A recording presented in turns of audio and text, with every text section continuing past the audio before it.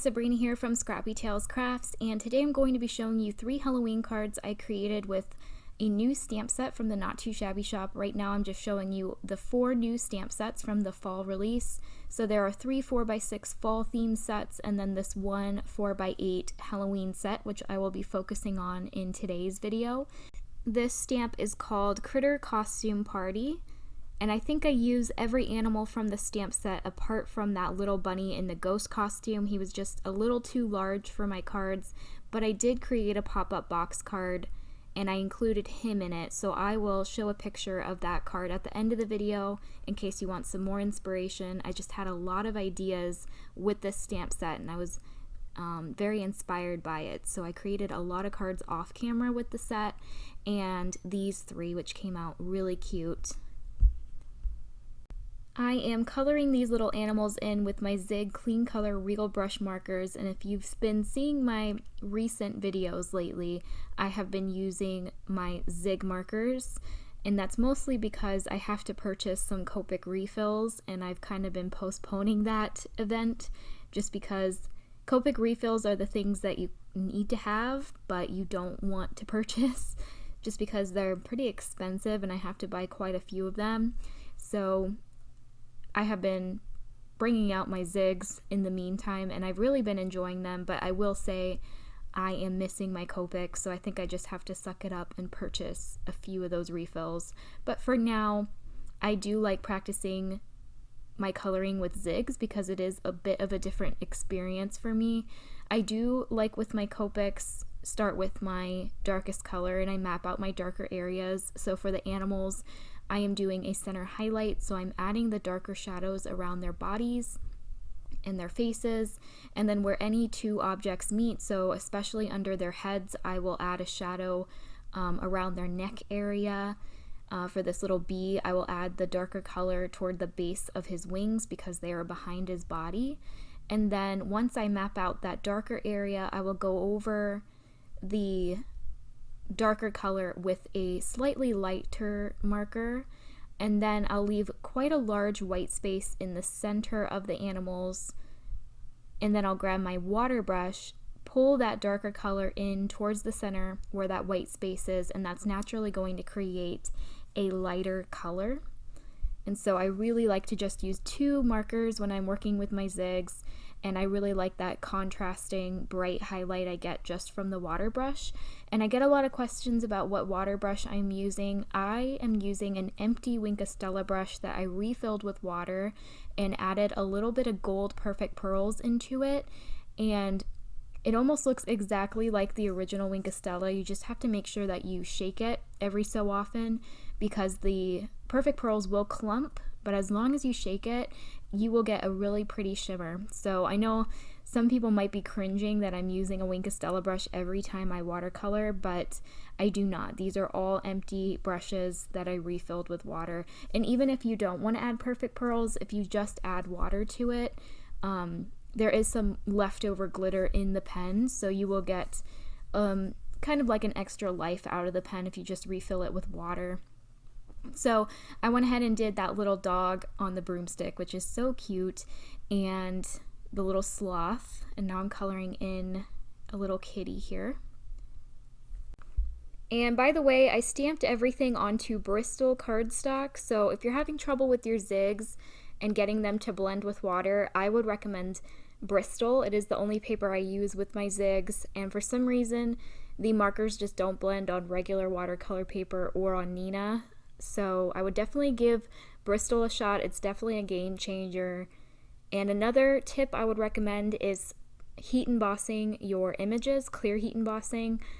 That kind of creates like a boundary for your water to stay within the stamp lines so there's no bleeding. And I like the clear heat embossing just because I am heavy-handed with my water. So this just, like I said, keeps everything within that boundary. So for the hedgehog, I did a flicking technique, and basically instead of coloring in the image, I used little flicks to do my blending. And then I'm going to do something similar here with the llama, but instead of flicks, I'm doing half circles, like little C shapes. I'm adding in my darker color first towards the right side of the llama's body, and then I'll take a lighter color and just create some more half circle shapes. And I'm concentrating most of those shapes on the right side of the llama, and then I'll gradually make the shapes smaller and more spread apart as I move to the left side. And that's going to create some interesting shading, and it's going to create the look of curly fur. And I don't even think I blend this out with my water brush. I leave it with that nice little texture. So, and then I'll just color in this chick, and then I can get started on card number 1, and I'll be creating a shaker card. And I actually started with a die from my stash. This is by Cottage Cuts. I'm going to be creating this little haunted house here. All the extra supplies I used will be listed down below. I really felt like I needed a house because these critters are dressed up and are trick-or-treating, so I decided to paper piece this little house here, and I die cut it from multiple colored sheets of cardstock. And the base of the house, the orange piece, that is actually a chevron orange pattern paper from Pink and Maine, and that just adds a nice little pattern to it. And as you can tell, there is lots of teeny tiny pieces, and a lot of the cards I make off camera are die cut, so they're very detailed die cut images like this. I love Cottage Cuts, so if you want to see any of those, I will link to my Instagram where you can see all the cards I create off camera. And I make cards for a living, guys, so I pretty much post a new card every single day there. So I'm just going to attach the windows now.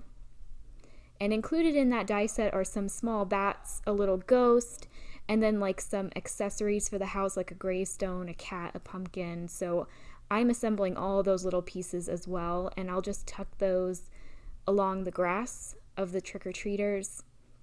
I thought about putting that bee right over that blank area on the house instead of the ghost in the Cottage Cuts picture. I thought the bee would be really cute there, just flying in front of the house. So now I'm arranging the little gravestone here. So little teeny tiny letters that say RIP. Some people might not like die cutting at all. Like, it's a very tedious process, but I love the end result. So for me, I either decide to color one day or decide to paper piece. It's pretty even when it comes to my card making style. I did die cut a bunch of little grass pieces, but I won't end up using those. But I am going to go ahead and start the background of my slimline card. I did die cut some grass from Trinity Stamps, and then this stitched rectangle from Trinity Stamps. I'm going to ink blend onto it. This is Nina cardstock. And I'm going to ink blend Seedless Preserves with a Picket Fence Studios brush. And I'm being very messy. I'm not trying to get a perfect blend here. I'm going to go over the top edges with black soot, and I will admit I was way too heavy-handed with the black soot. So you're going to see I'm going to pull back the Seedless Preserves and try to blend it as much as possible, because Distress Oxides kind of sit on top of each other. So if you work fast enough and the ink doesn't dry on you, you can lighten the area back up with your lighter color.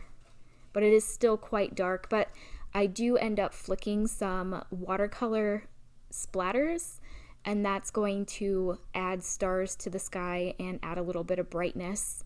I'm also going to add some dimension to my grass, which I die cut from some lime green cardstock, and I'm going to add some Lucky Clover and a little bit of black soot to the very bottom of the grass, whatever is left over on my brush, just to darken it up because it is a night scene and I really like the bright tips of the grass. I just left that as the colored paper that I die cut with. So I did ink blend, I think, 2 or 3 pieces of grass, and I will use those for my first and second card. So I'm going to clean up my glass mat, bring over my background panel, and then I will layer the grass on top of each other. Now, unfortunately, I lost the footage of me basically assembling the card with the die cuts, so there is going to be quite a jump in the next scene. but I will show you how I adhered a few of the images, which I did pop up with foam tape. The first 2 layers of grass I did pop up with foam tape as well, so there is dimension. So here's everything assembled. I really wish I didn't lose the footage.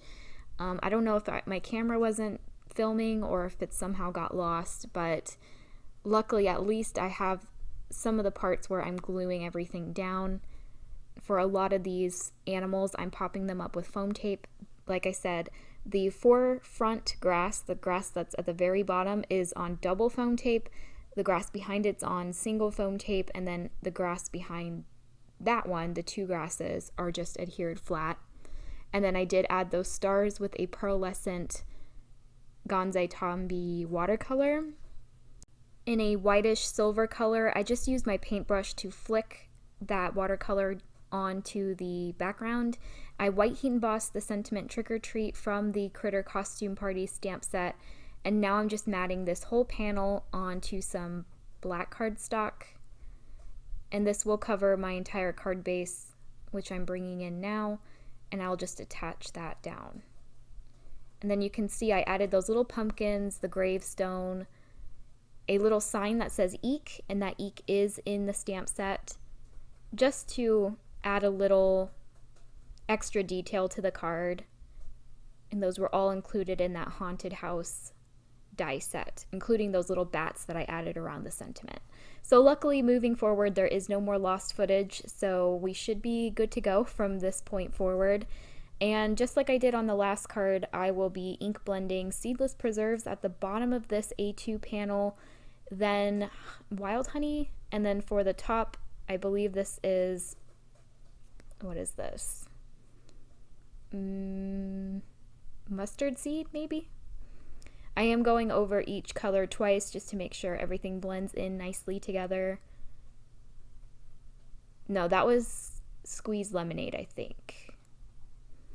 Is it? Nope, that's mustard seed. Sorry, guys. I'm out of it today. I added some water splatters to the background just to add some texture. And I'm going to pull in this lawn fawn die, and it just cuts out a black, or not a black, I cut it from black cardstock, but it cuts out a frame and a little tree off to the left. I'm going to add some acetate behind it, of course. If there's any opening on a card, I'm going to add acetate behind it. I just love the look. So I'm attaching that with my art glitter glue. I'm making sure that that is nicely squeezed down, because if you cut it too early, it will slide. So just hold it down for a few seconds and you should be fine. So behind this frame, I will add my grass, and behind the grass, I'm going to add this graveyard. Here I'm showing you that lawn fawn die, and here is the graveyard by Impression Obsession. And this is just going to help set the scene. I use that graveyard in a lot of my Halloween cards. It's a very useful die for scene building. So you can see I just attached my grass using art glitter glue, and I only added the glue behind the tree trunk and the frame. That way I could hide the glue. And then I think I will add another layer of grass and the graveyard and glue those directly onto that ink blended panel.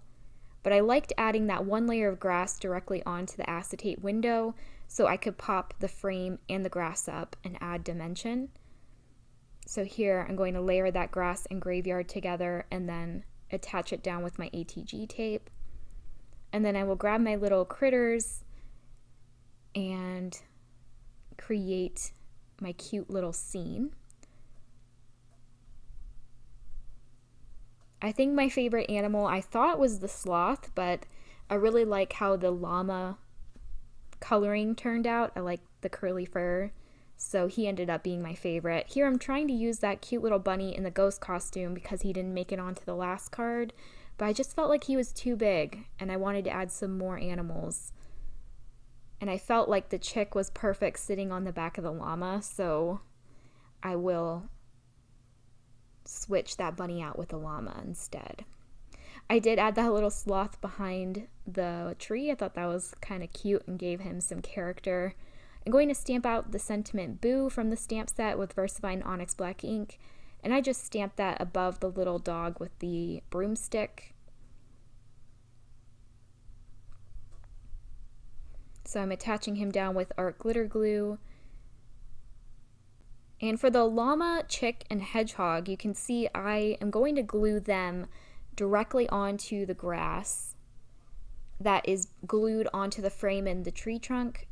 So I was able to tuck them in and just glue the bottoms onto that grass. So the bottom of the llama's legs and then half of the hedgehog's body I attached onto that grass. And I will attach the hedgehog directly onto the ink blended panel.